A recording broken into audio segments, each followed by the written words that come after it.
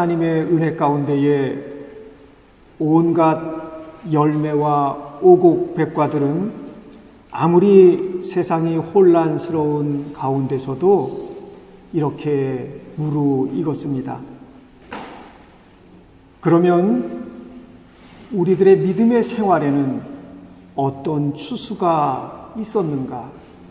오늘 우리들의 영적인 추수의 믿음 생활을 함께 돌아보기를 원합니다. 사도 바울은 에베소 교회의 성도들을 생각하면서 이렇게 기도했습니다. 하나님의 온갖 충만하심으로 여러분 모두 충만하여지기를 빕니다. 이 기도는 한편으로는 하나님의 충만하심을 우리들에게 일깨워주고 다른 한편으로는 그 하나님의 온갖 충만하심을 향해서 우리가 성장해 가야 함을 일깨워 줍니다. 우리들에게 성장의 여지가 있다고 하는 것이 여러분 얼마나 기쁘고 가슴 설레이게 하는 일입니까? 전혀 나는 이제 인생이 변화의 가능성이 나는 전혀 없는 끝난 인생이야, 이렇게 스스로 여겨진다고 한다면 그것처럼 절망스러운 일이 어디 있겠습니까? 신앙생활이 성장과 변화에 대하여 닫혀 있다고 한다면 그것은 생명을 잃은 죽은 것이라고 해야 할 것입니다. 그러나 그리스도인의 삶은 아무런 성장과 변화가 없이 정체되어 있는 그런 것이 아닙니다.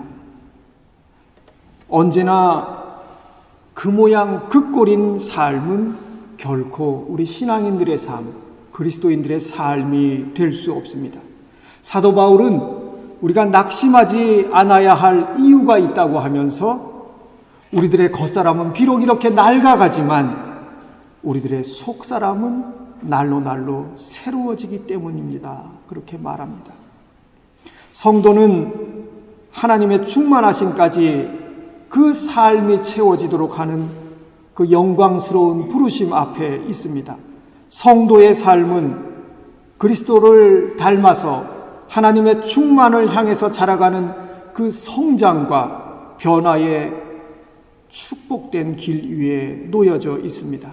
그리고 바로 그것이 에베소 교회를 향한 사도 바울의 간절한 기도입니다. 이것은 또한 오늘 우리 모두에게 동일하게 해당됩니다. 우리도 그리스도를 향해서 자라가도록 부름을 받았습니다. 하나님은 우리가 그리스도를 닮아서 하나님의 충만함에 이르기까지 성장해 가기를 원하십니다. 그러면 어떻게 우리가 그 하나님의 충만하심으로 충만해지는 그 복되고 거룩한 삶을 누릴 수가 있습니까? 사도 바울은 에베소 교회를 향해서 세 가지 기도를 간절히 하나님 앞에 드리고 있습니다. 그 첫 번째는 속 사람이 강건하게 되는 것입니다. 많은 사람들의 관심은 겉사람입니다. 아마 우리들도 다르지 않을 것입니다. 얼굴에 점 하나, 주름 하나가 더 늘어나고 생기면 난리를 피우게 됩니다. 붙이기처럼 커다란 하얀 종이를 얼굴에다 붙이고 누워서 말하고 싶은 것도 참고 웃음도 참아가면서 인내를 발휘합니다. 건강을 유지하기 위해서 투자하는 시간이 우리들은 엄청납니다. 또 몸에 좋다고 하는 음식은 뭐든지 구해다가 어디에서든지 찾아다니면서 우리는 그렇게 먹습니다. 사람이 일어나서 아침에 하는 일이 다 겉사람을 꾸미는 일입니다. 세수하고 화장하고 눈썹 정리하고 면도하고 건강에 도움이 되는 음식을 찾아서 먹고 또 그 먹은 게 살로 갈까봐 운동하고 거의 대부분의 시간을 우리는 겉사람을 위해서 보냅니다. 그런데 열심히 가꾸고 멋지게 차려입고 치장하고 교회에 와서는 우리가 뭐 합니까? 내 마음하고 합치되지 않는 사람을 보면 굳은 얼굴을 하고서 모른 채 하고 휙 지나갑니다. 한 주일 만에 교우들과 서로 만났는데 인사도 없이 쌩 하고 지나갑니다. 다른 사람이 내 마음에 들지 않으면 뒤에 가서 수군거리면서 파당짓는 일이나 한다면 우리는 도대체 뭘 믿고 있는 것입니까? 수십 년을 교회에 다녔어도 옛 성품 하나 버리지 못하면 우리는 뭘 위해서 신앙생활을 하고 있는지 한번 점검을 해보아야 할 것입니다. 그리스도인에는 두 부류가 있습니다. 하나는 육적인 그리스도인이요, 하나는 영적인 그리스도인입니다. 육적인 그리스도인은 예수 믿어 구원은 받았지만 속 사람의 변화가 없이 옛 성품, 옛 습관 그대로 가지고 살아갑니다. 하나님의 은혜가 아니면 죽을 수밖에 없는 인생임을 모르고 양심이 부패한 것임을 깨닫지 못하고 여전히 자기 의를 주장하면서 살아갑니다.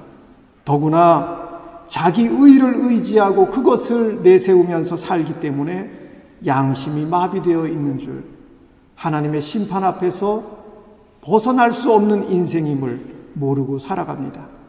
그러나 영적인 그리스도인은 성령의 밝은 빛 아래서 자신 안에 감추어져 있는 허물과 죄악을 봅니다. 감출 수 없는 것임을 봅니다. 하나님의 은혜가 아니면 설 수 없는 인생임을 고백하게 됩니다. 주님, 주의 말씀과 성령이 아니면 하나님의 뜻을 분별할 수 없는 무능한 인생입니다. 죄악된 습관, 옛 성품 하나 제 결심으로 떼어버릴 수 없는 무력한 인생입니다. 주님 도와주십시오. 긍휼히 여겨주십시오. 인정하면서 그리스도의 십자가 앞으로 나아갑니다. 성경은 우리가 겉사람으로만 살면 그것이 어떻게 열매로 나타나는지 전해줍니다. 갈라디아서 5장에 보면 원수를 맺는 것, 다툼과 시기와 분냄과 분쟁과 분열과 파당지는 이 모든 것이 육신의 행실이라고 했습니다. 속사람은 인간의 의지와 감정을 결정하는 우리 인격의 중심입니다. 속사람이 강건할 때 우리는 죄의 유혹과 모든 시험과 허망한 일에 굴하지 않고 하나님의 사람으로 승리할 수 있는 분별과 안목을 갖게 됩니다. 그런데 속사람이 강건하게 되는 것은 우리가 마음 먹는다고 되는 것이 아닙니다. 어떻게 됩니까? 사도 바울은 오늘 본문에서 딱 한 가지를 이야기합니다. 성령을 통해서. 그분의 성령을 통해서 된다고 그렇게 전하고 있습니다. 성령께서 우리 가운데 오셔서 역사하시면 성령의 9가지 열매가 우리 안에서 열매로 나타납니다. 성령께서 우리 안에서 역사하셔서 속사람이 강건해져서 하나님의 충만하심에 이르는 그 복된 믿음의 인생길에 서게 되는 것입니다. 그래서 우리에게는 기도가 간절합니다. 성령을 통해서 우리 속사람을 강건하게 해주십시오. 이 기도가 우리에게는 너무나 간절한 것입니다. 여러분, 자녀를 피아노 학원에 보냈는데 이 자녀를 10년, 20년 동안 태워가고 태워오고 선생님께 학원비 매달 마련해서 드리고 그랬는데 이 자녀가 도레미파솔라시도 겨우 친다고 한다면 그 부모가 얼마나 속상하겠습니까? 우리가 수십 년을 예수 믿는다고 했는데 죄된 성품 하나 버리지 못하고 살아가고 있다면 완고하게 굳어진 우리 영혼을 부여잡고 통곡하면서 울어야 될 일이 아니겠습니까? 그러한 통절한 기도와 영적인 죽음에서 돌이키는 회개가 우리 안에 간절하게 되기를 축원하는 것입니다. 사도 바울이 에베소 교회를 위하여 드리는 두 번째 기도는 그리스도께서 우리 마음속에 머물러 계시도록 해 주십시오라고 하는 간구입니다. 에베소 교회의 성도들은 이미 예수 믿는 사람들입니다. 그런데도 사도 바울은 아버지께 무릎을 꿇고 간절히 기도합니다. 우리가 예수를 믿는다고 하지만 실제 우리 생활에서 예수 그리스도를 모시고 사는 것은 다른 문제이기 때문입니다. 마틴 루터가 종교 개혁을 시작하고 그의 영향력이 전 유럽을 휩쓸 때에 루터는 교황이 파견한 추기경 그리고 황제 앞에서 신문을 받아야만 했습니다. 그 시대의 추기경과 황제라고 한다면 사람을 죽이고 살릴 수 있는 그런 권세를 가지고 있었던 사람들이고, 루터 역시 그러한 세상의 권세 앞에서 두려움이 있었습니다. 이렇게 두려워하는 남편의 모습을 보고 그의 아내였던 카타리나 본 보라가 하얀 소복을 입고 남편 앞에 나타납니다. 루터가 이 부인이 하얀 소복을 입고 나타난 것을 보면서, 아니 누가 죽었어? 당신 왜 하얀 소복을 입고 있어? 그렇게 묻습니다. 그때 부인이 루터에게 대답하기를, 당신이 두려워하는 것을 보니까 하나님이 죽으신 것이 아닙니까? 하나님께서 살아계신다고 한다면, 당신이 그 하나님을 믿는다고 한다면 당신이 두려워할 이유가 있습니까? 그렇게 반문했습니다. 이 말을 듣고 루터는 세상의 권세를 넘어 하나님만을 굳게 의지하고 종교 개혁을 계속해 나갈 수 있었다고 합니다. 우리 신앙생활을 돌아보아도 우리가 예수를 믿는다고 하지만 예수를 마음의 중심에 모시고 살아가는 것은 다른 문제라고 하는 것을 우리는 일상의 삶에서 거듭거듭 보게 됩니다. 우리의 문제는 예수 그리스도를 우리 마음의 중심에 머물러 계시도록 하지 않는다고 하는 것입니다. 예수는 믿지만 예수님을 주인으로 모시는 것이 아니라 우리가 주님을 손님 취급하는 데 있습니다. 손님은 잠깐만 있다가 나가는 존재가 손님이지요. 주인은 거기가 내 집이기 때문에 나가지 않습니다. 우리가 주님을 손님 취급하기 때문에 일상의 삶에서는 주님 없이 살아간다고 하는 것에 문제가 있는 것입니다. 그래서 바울 사도는 예수 그리스도의 내주하심을 더 견고히 붙잡게 되도록 기도합니다. 우리들에게도 이 기도가 간절합니다. 그리스도께서 우리 마음에 머물러 계시게 하여 주시기를 간절히 기도합니다. 세 번째, 사도 바울이 에베소 교회를 위해서 기도할 때에 그리스도의 사랑을 알게 되기를 기도했습니다. 믿음은 깊은 뿌리와 확고한 토대를 가져야 합니다. 그 깊은 뿌리와 확고한 토대는 다른 것이 아니라 십자가를 통해 나타난 그리스도의 사랑입니다. 그리스도의 사랑이 우리가 뿌리 내리고 서야 하는 토양이고, 그 사랑이 우리의 삶을 세우는 토대가 됩니다. 그리스도의 사랑이 얼마나 넓은지, 얼마나 높은지, 그분의 사랑을 우리가 인간적인 지식을 가지고는 모두 다 알 수 없지만, 분명한 것은 주님을 닮으려고 하면 할수록 깨닫게 되는 것이 있습니다. 우리에게 용서가 얼마나 힘든 일인지, 우리가 얼마나 다른 사람과 화해하기보다는 외면하고 당짓는 일에 몰두하면서 살아가는지, 우리가 얼마나 사랑이 아닌 두려움이 지배하는 삶의 자리에 깊이 뿌리내리고 살아가고 있는지, 우리 자신의 모습들이 주님을 닮으려고 하면 할수록 더욱 또렷하게 보인다고 하는 것입니다. 그런데도 그런 우리를 위해서 그리스도께서 자신을 십자가에 내어주셨습니다. 우리가 흠잡을 데 없이 멋지고 아주 괜찮은 인간이 아님에도 불구하고 주님은 우리를 위해서 그분의 생명을 십자가에 내어 주셨습니다. 우리가 넘어지지 않고 설 수 있게 만드는 버팀목이 되어 주는 것은 우리를 위해서 자신을 십자가에 내어주신 그리스도의 사랑입니다. 로마서 9장 39절에 이 세상 그 어떤 것도 우리를 예수 그리스도 안에 나타난 하나님의 사랑에서 끊을 수 없다고 했습니다. 사도 바울이 에베소 교회를 위해 드린 기도는 우리들에게도 간절합니다.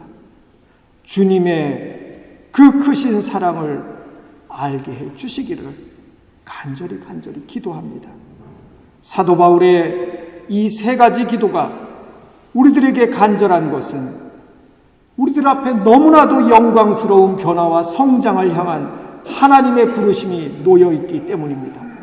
우리 앞에 놓여있는 이 목표가 이 사회에서 어떤 직함이나 직위를 얻는 그런 것이라면 쉬울 것입니다. 돈을 조금 더 모으는 것이 목표라면 믿지 않는 모든 사람들도 원하는 것이고, 그런 것은 육신의 열정만을 가지고도 해볼 수 있는 일입니다. 우리가 무슨 프로젝트를 추진하거나 일의 결과를 만들어내는 것이 목표라면 우리들이 익혀온 세상의 경험과 지식을 가지고 해볼 수 있을 것입니다. 하지만 저와 여러분 앞에 놓인 것은 그런 것이 아닙니다. 우리에게는 하나님의 충만하심까지 자라가는 그 변화와 성장의 여정이 우리들 앞에 주어져 있습니다. 믿음은 우리가 원하는 것을 얻어내기 위해서 초월적인 능력을 가져오는 무슨 도구가 아닙니다. 믿음은 하나님의 충만하심까지 자라가는 변화와 성장의 그 여정 앞에서 우리들이 걸어가야 할 믿음의 그러한 길인 것입니다. 그것은 주님의 도우심과 인도함이 없이는 될 수 없는 길입니다. 그것은 우리들의 인간적인 열심이나 혈기를 가지고는 이룰 수 있는 것이 아닙니다. 오직 성령의 도우심을 통해서 성령께서 우리를 인도해 주심을 통해서만 나아갈 수 있는 길입니다. 그렇기 때문에 우리는 십자가 앞에 무릎을 꿇어야 합니다. 우리 앞에 놓여있는 변화와 성장의 여정이 너무나 영광스럽고 놀랍기 때문에 우리는 기도 가운데 나아가야 하는 것입니다.